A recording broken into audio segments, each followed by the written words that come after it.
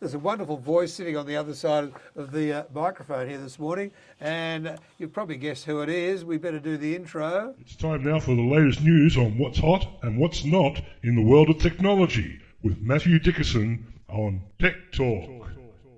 Here on TCFM 88.9. Morning, Matthew. You've obviously never heard me sing when you describe me as a wonderful voice compared to some of those No, great talents. I haven't heard you sing. You won't hear me sing either, No, Richard. you would be as bad as I am. I'm as flat as a pancake.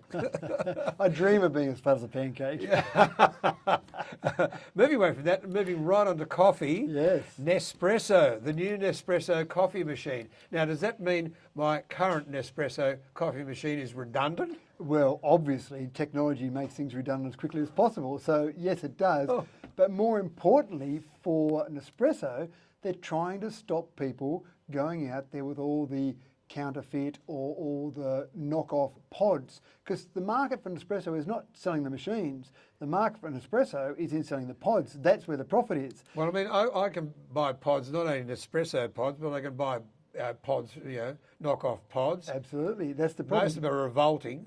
But Nespresso's trying to stop that. See, their patent expired for the pods in 2012. Yep. So since then, you've had all these other manufacturers, and it's a big business. There's 14 billion pods sold a year. So there's a huge business in that. Their latest coffee machine tries to stop the knockoffs. It's got a barcode underneath the rim, and when you put that in your actual Nespresso machine, the new Nespresso machine, what it does is it tells the machine what temperature to put the water at, how much water to put through, depending whether you've got a single shot or a double shot or a long black or a mug or a jug, whatever it might be. That tries to communicate with that. So they're trying to stop the knockoffs with that. Now, I don't think it'll stop it because other manufacturers will look at that and say, well, there's a barcode. I can copy a barcode, no problems at all. I'll just build that barcode into my knockoff pods. But this is what they're trying to do. New machine, new pods, trying to make sure they capture that huge market. Oh, well, we'll wait and see. In the meantime, I will continue to put decent pods into my Nespresso. The Arabic Strong, number 9. How many a day do you have? About 4. Do you know I had a cup of coffee last night at 10 o'clock for various reasons, and I was in bed by 10:30 and sound asleep. Yeah, right. That's a sign that you're drinking too much coffee when you go straight to sleep after it. It knocks me out.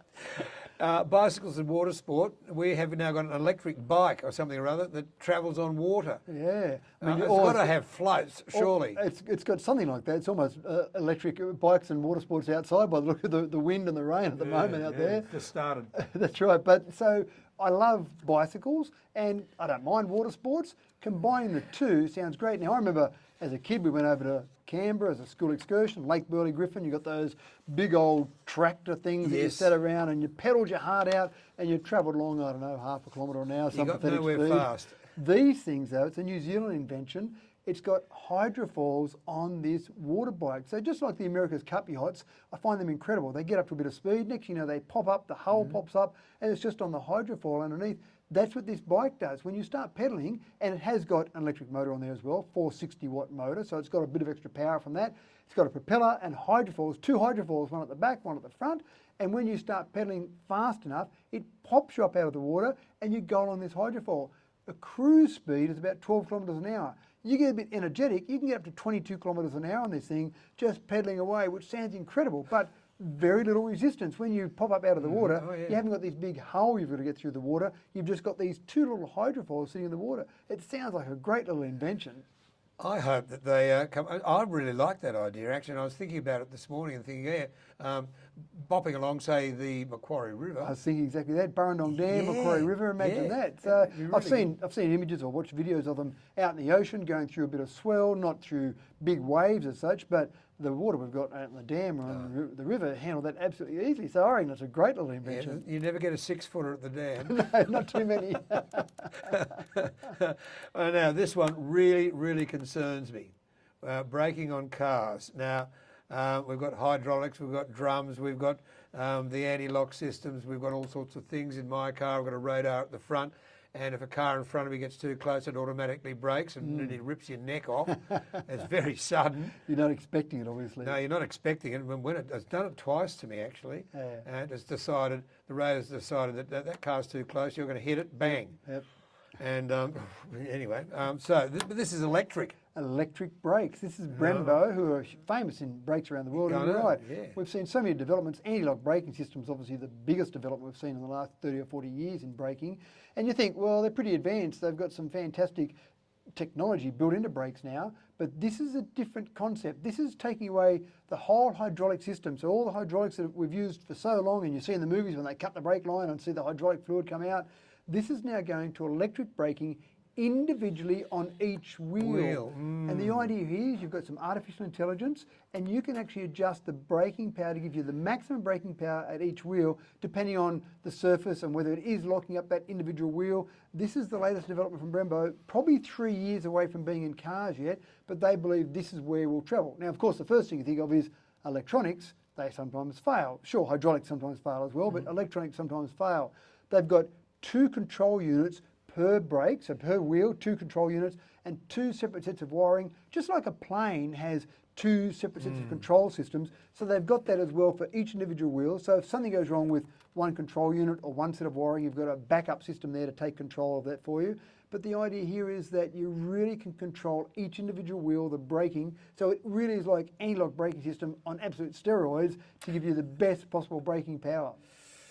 Yeah. I know you're concerned. I know I can see that concern in the face. And maybe back in the old days when they went from cable with brakes to hydraulics, people said, well, that won't work, will it? Because you're going to have a leak and the hydraulic fluid will be everywhere. And how can you have hydraulic fluid near a brake that's going to make it slippery? And of course, we've been using hydraulics for a long time now. So maybe people in 30 or 40 years' time will say, people were worried about going to electrics. Of course, that's a better way to go. Yeah, well, I mean, and an electric car, of course. And there's not too much power left in the battery electric car. What happens to the brakes? I assume they've got their own little bit of braking power set aside for that if you needed to. But it's actually interesting because one of the things with electric vehicles is you want as little drag as possible to maximise your battery life. And a normal brake pad with hydraulics sits against the pad and just rests against the pad. So it's just got that little bit of drag, and then when you brake it pushes on there. Yeah, coefficient of friction, yeah. This here is going to the point where it's actually pulling the pads away from the brakes, the disc itself, to try and give you even less drag on there. Again, all those things trying to build towards less drag on those electric vehicles. We'll see what happens. Okay, finally this morning at 25 to 10, Netflix. Too much Netflix, not enough Netflix, and Netflix is now in gaming. Good. Where are they going to stop with Netflix? It's just taking over the world. Just when you think, right, I want a bit of a break from Netflix. I've watched every latest show, every series that Netflix has produced, some old movies. I want a break, I'll go and play some games. Well, good news. Netflix have got games. They've now got mobile gaming. Are they going to charge more? Well, at the moment, no. If you've got an Android phone, you can use your Netflix app and there's 5 games they've got available at launch. So you can start playing any of those 5 games straight away. Now, they've said it's free for Netflix subscribers. Yes. But I suspect that there'll be this process where they'll get you sucked in, you'll love those games, you want to play, and at some point in the future, they'll say, by the way, for that game, you only have to pay an extra $3 a month or whatever it might be on top of your normal subscription. At this stage, it's just trying to get more subscribers, as if they need more subscribers, but at this stage, it's trying to get more subscribers, give you more of an offering, and gaming is now a bigger entertainment piece for the average home user than TV. So streaming is number 1, gaming number 2, watching free-to-air TV is number 3. So poor old free-to-air TV is being knocked down. So Netflix has said, well, if gaming is what people want, we better deliver gaming to them. Yeah, look at the free-to-air TV ratings. It's I do OzTab. Look at them every now and again and compare them to radio, obviously, for obvious reasons. And dear oh me, a show like The Bachelorette, really, the amount of money they've spent doing that particular show, and I know it's got a local in it, I think still, but the money they've spent and the money they're getting in return in advertising is not adding up. It's going down south very, very quickly. I wouldn't want to be an advertiser or someone selling advertising for a TV station at the moment. It'd be a hard old ball game. Very hard ball game, and unfortunately that travels into commercial television and our local news services. So again, we have got our local news service. It's costing us a fortune, but we're managing to keep it going. But yeah, I agree. Gaming is number 1. I love playing games. Yeah, it's good fun. I mean, you get home at lunchtime, I just have a half an hour, a bit of a flick. And I actually enjoy it with the kids, so I don't sit there and play by myself that much. But when the kids are home, sit there and play a few games. Yeah, they're into their games, so it's always a good fun to do that with them. It's a bit more interactive than just sitting there watching a movie, a passive sort of entertainment, watching a movie with the kids. You at least feel like you're interacting with them somewhat. Maybe not perfectly. But games you are interacting. You say, "Oh, look at you! Look what you did!" Yeah. Blah blah blah. Well, it's like playing cards 20 years ago. Yeah, exactly right. Or Monopoly. Yeah, you're having a conversation.